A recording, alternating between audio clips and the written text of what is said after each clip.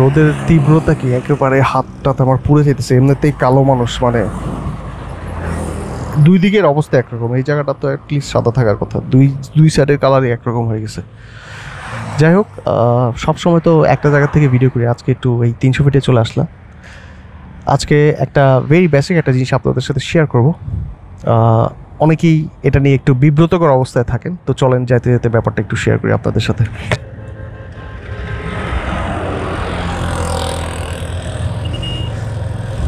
তো বিব্রতকর অবস্থা কেন বললাম, আমরা যখন অনেক সময় আমাদের বাইকের যে হেডলাইটটা জ্বালানো থাকে, এই হেডলাইটটা জ্বালানো থাকলে অনেকেই বলেন যে ভাই আপনার বাইকের হেডলাইটটা জ্বালানো, তখন আসলে মানে এই যাত্রাপথে অ্যান্সার দেওয়ার মতো কোনো স্কোপ থাকে না।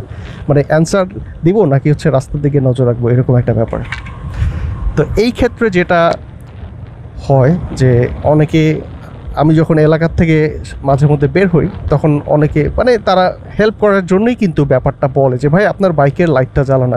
আমি বলি যে এই যে সুইচ দেয় আসলে এরকমই লাইট জ্বালানোই থাকে, যতটুকু আর কি অ্যান্সার দেওয়া যায়। লোকটা যদি এত কষ্ট করে বলতে পারে যে আপনার হেডলাইট জ্বলতেছে, আপনি কেন অ্যান্সার দিতে পারবেন না? এটাই আর কি, অ্যাটলিস্ট অ্যান্সারটা দেন, নাহলে তো সে সেরকম ভুল করে যাবে। আর অ্যাটলিস্ট যদি সে এডুকেটেড হয়, আপনি যদি তাকে জানানোর চেষ্টা করেন, তাহলে সে নেক্সট টাইম যখন অন্য কোনো বাইকের হেডলাইট জ্বালানো দেখবে তখন সে তাকে বলবে না যে ভাই হেডলাইটটা জ্বালানো, তখন সে বুঝে যাবে যে আসলে ওইটারও সম্ভবত সুইচ নাই বা ওইটারও হেডলাইট জ্বালানোই থাকে, এরকমই একটা সিস্টেম। সো চেষ্টা করবেন সবাইকে অ্যান্সার দেওয়ার জন্য। আর ইউজুয়ালি মেইন রোডে এরকম কমই বলে, কারণ এটা ওয়ান ওয়ে রোড, ওই পারের লোকজন ছাড়া আপনাকে এই পারের লোকজন লাইট দেখতে পারবে না, কারণ সবাই এক লেনেই যাচ্ছে।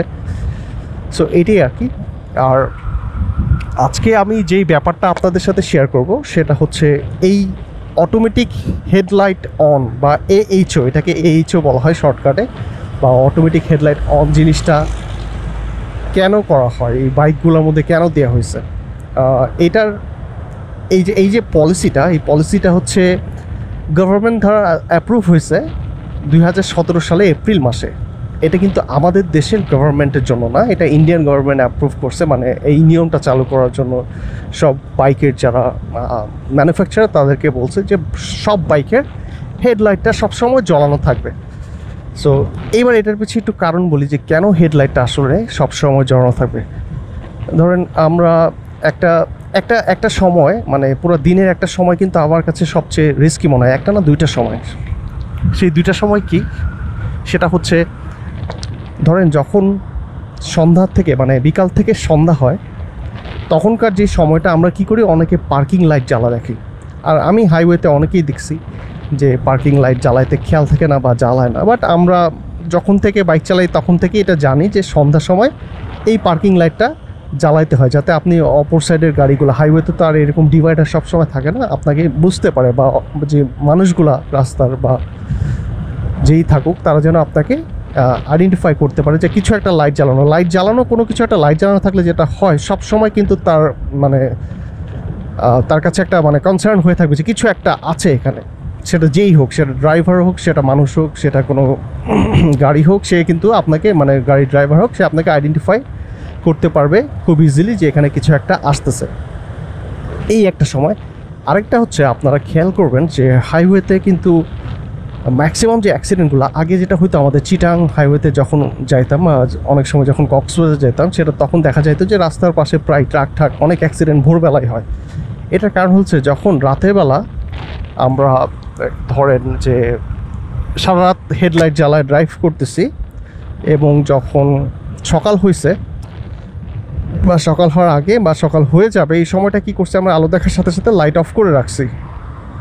ওই সময় হইতে পারে কুয়াশা আছে, হইতে পারে কুয়াশা নাই, তারপরও সকালের ওই সময়টা সবসময় একটু ঘোলাটে থাকে ব্যাপারটা। তো সেই সময়টায় যেটা হইতে পারে যে আপনাকে কেউ আইডেন্টিফাই না করে আপনাকে লাগাই দিল। ওই সময়টা, এই দুইটা সময়ের কথা, যে বিকাল থেকে সন্ধ্যা যখন হয়, আরেকটা হচ্ছে এই যে রাতের থেকে যখন ভোর হয়, এই দুইটা সময় কিন্তু খুবই রিস্কি। সো এই দুইটা সময় আমরা মানে অভ্যাসের মধ্যে থাকা না হলে, যে এই যে লাইট জ্বালানোর যে অভ্যাসটা, এটা যদি আপনার অভ্যাসে না থাকে, আপনি যদি হ্যাবিচুয়েটেড না থাকেন এটার মধ্যে, তখন কিন্তু এরকম একটা অকারেন্স ঘটে যেতে পারে। সো এই কারণেই এই গভর্নমেন্ট বলতে এটা ইন্ডিয়ান গভর্নমেন্ট এই রুলসটা করে যে প্রত্যেকটা বাইকেরই হেডলাইট জ্বালানো থাকতে হবে। এবং নট অনলি যে এই দুইটা সময়, ইভেন ইফ আপনি যদি দিনের বেলাতেও এই লাইটটা জ্বালায় রাখেন, তখন আপনার যে এই যে সামনে যে গাড়িটা আছে ও কিন্তু মিররে আমার এই লাইটটা কিন্তু তার ব্রেইনে কিন্তু একটা সিগন্যাল পাঠায় রাখছে যে পিছে একটা বাইক আছে, তার একটা লাইট জ্বালানো, এরকম ব্যাপারটা। সো এটা আসলে সেফটির একটা বিষয়। সো আর অনেকে মনে করেন যে এই যে হেডলাইটটা জ্বালানো থাকে সারাক্ষণ আমি চালাচ্ছি, তো এই হেডলাইটটা জ্বালানো থাকলে মানে কি কি ক্ষতি হতে পারে বা ব্যাটারি আসলে কি ক্ষতি হয় সেই ব্যাপারটা একটু বলি। ব্যাটারি আসলে যারা ম্যানুফ্যাকচারার বাইকের তারা কিন্তু হচ্ছে এগুলা চিন্তাভাবনা করেই হচ্ছে এই ডিজাইনটা করেছে, তারা নিশ্চয়ই এরকম কিছু একটা করেছে যার কারণে হচ্ছে ব্যাটারির উপর এটা ইফেক্ট পড়বে না। বাট আমরা যে আগে যে বাইকগুলো চালাতাম আপনাদের খেয়াল আছে কিনা, যেমন হিরো হাং বা সিভিজেডের আগের মডেলগুলো পিক আপের সাথে লাইট জ্বলতো, এটা কিন্তু এসি সিস্টেম ছিল, তো সেইটাতে কিন্তু ব্যাটারির উপর ওরকম প্রেশার পড়তো না। বাট এই সিস্টেমের কারণে 15 থেকে 20 বা 25% পর্যন্ত ব্যাটারির উপর একটা এক্সট্রা লোড পড়ে, বা সেটা তেমন কিছু না, ব্যাটারিটা ওরকমই পাওয়ারফুল করেই করা এবং সেটা এতটা এফেক্ট করবে না, কারণ ডিসি সিস্টেমে এই বাইকগুলো, এখনকার বাইকগুলো সব ডিসি সিস্টেম।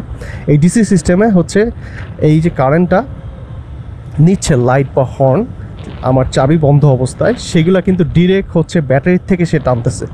তো সেই কারণে আমি যেটা করি, আমি আমার বাইকের যখন স্টার্ট দিই, আমি স্টার্ট দিয়ে সাথে সাথে আমার সেলফটা নিয়ে নিই, দেরি করি না, কারণ ডিসি হওয়ার কারণে কিন্তু এটা ব্যাটারির উপর ডিপেন্ডেন্ট, এটা কিন্তু ব্যাটারির থেকেই পুরো পাওয়ারটা নিচ্ছে এবং স্টার্ট করার পরে রেকটিফায়ার ব্যাটারিকে চার্জ করছে এবং তখন হচ্ছে ব্যাটারির থেকে এটা নিচ্ছে, but battery in the meantime কিন্তু চার্জ হচ্ছে, এটাই আর কি।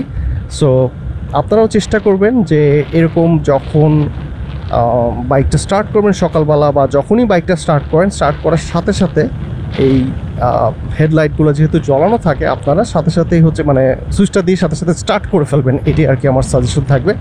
তাহলে ওরকম তেমন একটা লোড আপনার বাইকের ব্যাটারির উপর পড়বে না। আর যদিও বা সেটা পড়বে লোডটা, সেটা খুবই সামান্য, ওইটার জন্য আপনার আহামরি তেমন কোনো ব্যাটারিতে ক্ষতি হবে না, কারণ এমনিতেই আমরা ব্যাটারিতে অনেক ক্ষতি করেই ফেলি বেশি ওয়াটের লাইট লাগায় ঢাকায়। যেমন আমার এটাতে হ্যালোজেন এখনও আছে, আমি এখনও এলইডি লাগাই নেই, আমি চিন্তা করতেছি একটা এলইডি আসলে লাগানো মানে জরুরি হয়ে গেছে, এটা এত তাড়াহুড়ো কেন। তো যাই হোক, এটাই, আর এটা নিয়ে খুব বেশি টেনশন করার কিছু নাই। আর আমার কাছে মনে হয়েছে সেফটির ব্যাপারটা হচ্ছে সবার আগে, তা আমি আমার এই সুইচটা কিন্তু এখনও পাল্টাই নাই ওইটা চিন্তা করে। সো আপনারা যদি মনে করেন যে আপনার বাইকের সুইচটা আপনারা পাল্টাবেন না, আপনারা সেটা করতে পারেন, কারণ দেখেন যে এটা একটা স্টক জিনিস, হ্যাঁ, স্টক বা ফ্যাক্টরি জিনিসটা কিন্তু বানানো হয় বেশ কয়েক বছর সার্ভিস দেওয়ার জন্য, আর এরপর আফটার মার্কেটস যেটাই লাগান, ইভেন ইফ সার্ভিস সেন্টার থেকেও যদি আপনি আফটার মার্কেটসকে মানে পরে পার্টস চেঞ্জ করেন, সেটা কিন্তু আমার কাছে কেন জানি মনে হয় যে সেটা সেরকম কোয়ালিটির হবে না, এটা কিছু না কিছু ইয়ে থাকবেই, মনে ধরেন ডিফারেন্স থাকবে, হয়তো বা প্রথম যে পার্টসটা বা ফ্যাক্টরি থেকে যেই জিনিসটা আপনি পেয়েছেন ওটার মতো পারফরমেন্স সেটা নাও দিতে পারে, এটা টু মি আর কি, আমার কাছে এরকম মনে হয়, আপনাদের কাছে এরকম নাও মনে হতে পারে। আমি জাস্ট আমার ইনসাইটটা আপনাদের সাথে শেয়ার করলাম। আর চেষ্টা করবেন যে এই সুইচটা না পাল্টায় এই লাইটটা জ্বালানো থাক, কোনো সমস্যা নেই। আর এরকম কোশ্চেনে অ্যান্সার দিতে দিতে মানুষজন এডুকেটেড হয়ে যাবে, মানুষজন সবাই জানতে পারবে যে আসলে এটা কী জিনিস। আর ইন্ডিয়াতে যেহেতু এটা সবাই লাইট জ্বলে, তখন কিন্তু সবাই এই কোশ্চেনটা করে না, যেহেতু আমরা আলাদা সুইচ লাগাইনি, আমরা সবাই এটা মানে অন রাখি না, সো আমাদের মানুষের আসলে কোশ্চেনটা এই কারণে আর কি বেশি আসে। তো যাই হোক, আজকে ভিডিওটা একটু লেন্দি করে ফেললাম, আমি যাচ্ছি এখন অফিসের দিকে। খুব রিসেন্টলি আমি জাপান অ্যাম্বাসিতে দাঁড়াবো, আমি অফিসের একটা ইভেন্টের কাজে জাপানে যাব, এরকম একটা জায়গায় যাচ্ছি যেটা হচ্ছে কি বলবো বাইকের জন্য বেস্ট একটা কান্ট্রি, যেগুলো আর কি মানে হোন্ডা বাইক আমরা ছোটোবেলায় দেখতাম মেড ইন জাপান, প্রত্যেকটা জায়গায় খোদাই করে রাখা। তো ওরকম একটা দেশে যায় যদি হচ্ছে একটা রাইড দিতে না পারি, মানে 1000cc বা 800cc এরকম বাইকগুলো, তাহলে আসলে কি বলবো, যেহেতু আমার ইন্টারন্যাশনাল লাইসেন্স নাই, যদিও বা সেটা অ্যাপ্লাই করে যাওয়া যায় মগবাজার একটা অফিস থেকে, বাট আমি যতটুকু জানি 3 বছর বয়স হতে হয়, বাট এটা মনে হয় এখন এই সিস্টেমটা উঠাই দিছে, এখন চাইলে যে কেউ ইন্টারন্যাশনাল লাইসেন্স দিতে পারে।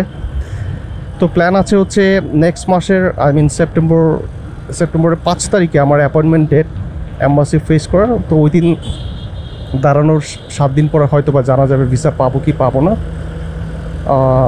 প্রবাবলি ইনশাল্লাহ মানে আমি ভিসা পেয়ে যাবো আশা করছি। তো ওখানে গেলে বেশ কিছু কন্টেন্ট আপনাদের সাথে অবশ্যই শেয়ার করা হবে, বাট প্রফেশনালি ওরকম টাইম দিয়ে হয়তো শেয়ার করা হবে না, কারণ যেহেতু অফিসের কাজে থাকবো। আর আজকে ভিডিওটা এখানেই শেষ করছি। আশা করছি আমার ভিডিওগুলো আপনাদের ভালো লাগছে। Thank you so much for watching my videos.